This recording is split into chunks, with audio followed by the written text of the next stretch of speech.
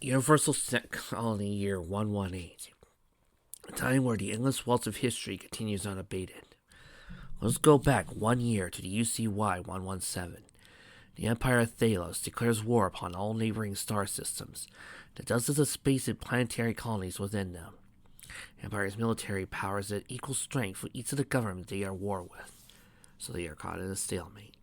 However, halfway to the planetary into the year UCY 117, the Empire acquired a new weapon whose name would be heard throughout the future: mobile suits. These new devices smash through any and all resistances, and the Empire now controls 95% of the area. We now return to UCY 118. Melanie Dykin's Gundam has been destroyed by a computer virus created by Mariana, Queen of the Empire. Mariana danced excitedly as Canola played the fourth movement of St. Paul's Suite on the piano. A happy smile was on her face as she grooved gracefully and elegantly to the notes of the piece. When it ended, she collapsed back to her throne, eating some grapes. Canola, what a marvelous performance. Bravo! It is good to know I can keep your spirits high, Empress. It's hard for me not to be in high spirits with my latest princess. Indeed, Your Majesty. Forgive my impatience, but when shall we learn of what amazing device you have purchased to combat the threat of the Gundams? In due time. Well, now, I say you may take a vacation. Excuse me, Your Eminence? For the next 2 days, you may do what you wish. However, return in the morning at the 3rd at 7 a.m. sharp, Canola. Yes, Empress. Thank you, Madame. Mariana smiled and showed Canola off. Canola looked around herself, making sure no one was spying her. She led the palace to Mariana. She walked past the guards, whoever visited, in case something should happen. Each of them was armed with automatic weapons, and several mobile suits stood over the next few hundred yards. When she finally cleared the area, walked 2 miles out from the base, she was in a deep forest, one rather difficult to travel through, especially considering that the entire area was in darkness for the next 3 weeks. However, she memorized the exact location of her target. She turned left to watch for a moment, reached out to confirm she was at the right place. She smiled, feeling the cold metal that made up the skin of her target. She climbed up into her Gundam and walked over to the armored chest into the open cockpit. It was at a side angle, so she lay down into the chair and activated power. Monitor screens lit up, showing external camera images. However, the main screen indicated there was a text message for her on the emergency channel. She moved her hands over to the communications console and the message appeared. She read it to herself. Dear Ken, I think I found a way to take down the Empire once and for all. Find a way into space without the Talos' third moon. Signed, Aram. It's like Aram to be short and pointless. Well, I used the 3 time. I could probably... Oh, wait. Another message on the emergency channel. Dear Ken, things didn't go as well as planned. Dan Melanie got up here, as well as Edmund, but a virus that Mariana, ruler of the Empire, thought the Jubilee may malfunction and destroy itself. Everyone's okay, but Jubilee's now just a power scrap metal. However, we managed to get Clark back to the space station. He says if we can get a majority of the Jubilee pieces back to him, he'll rebuild and upgrade for free. Sweet deal, eh? Now get your ass up here and help us deal with Jubilee. Canal laughed aside. It's so long since I was able to talk to any of them. This'll be fun. Computer, begin Minowski Parl's expression and prepare for launch. Would you like some music as well, Canola? Canola giggled, loving the artificial intelligence program that was another of the added features Axum installed to the warpath. Oh, something cheering and uplifting. Bach or Howard Shore or something. The computer considered the request and began playing an orchestral suite.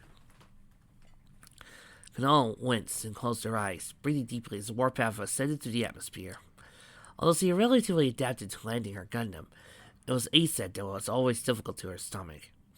She gulped, eyes still closed, and prayed silently to herself that everything was going to be okay, allowing the shaking and tension in the cockpit stop. She slowly opened her eyes to the image on the camera screen, outer space, with dark Thalos beneath it. She smiled happily and began to gaze at the engines.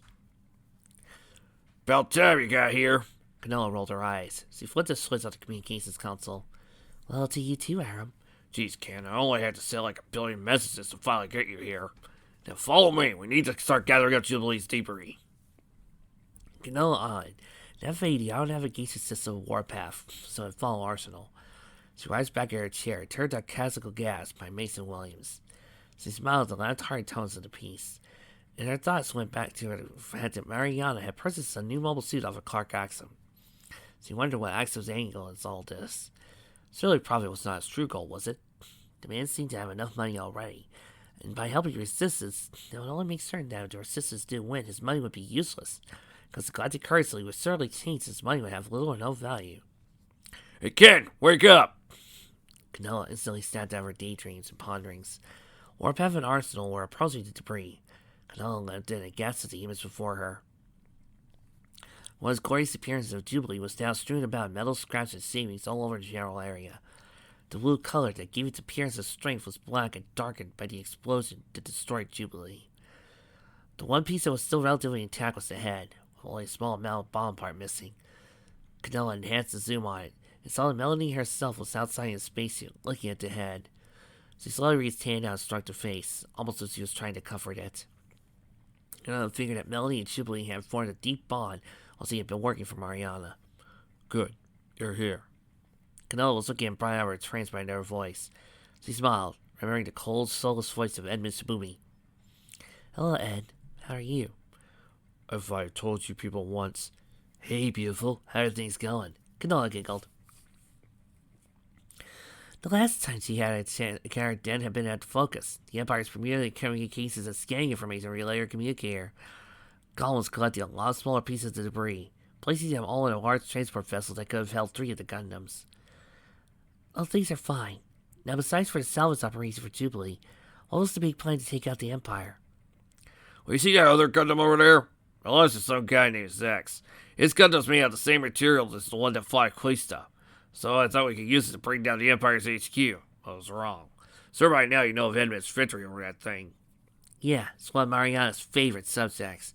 Now, where should I... Hey! Detecting mobile suit repulsing at high speeds. Configuration is unknown. Canella turns the images on a camera display, which it does beat dawn. It's on a red mobile suit. It's him. It's Char. Who? Some guy Ed encountered a few minutes ago.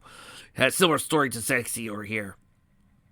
He's dangerous and a wild card. Must be captured alive. I shall deal with him. The rest of you gather what we have and leave. But we have a better chance. Go!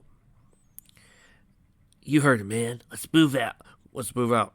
Canella, we appreciate you coming to space for this. Since our reunion must be cut short, we'll communicate with you on further developments. Head back down to Thales and continue your mission. Canella sighed and gazed at the thrusters on the warpath. She barely any flight time on it and wanted to stay in practice for the time being, so she would finally be able to open war. So she's good at. Our desperate times call for desperate measures, and the measures she will use undercover espionage means. Well, girl, tomorrow's another day, eh? Maybe then you'll finally see some good action.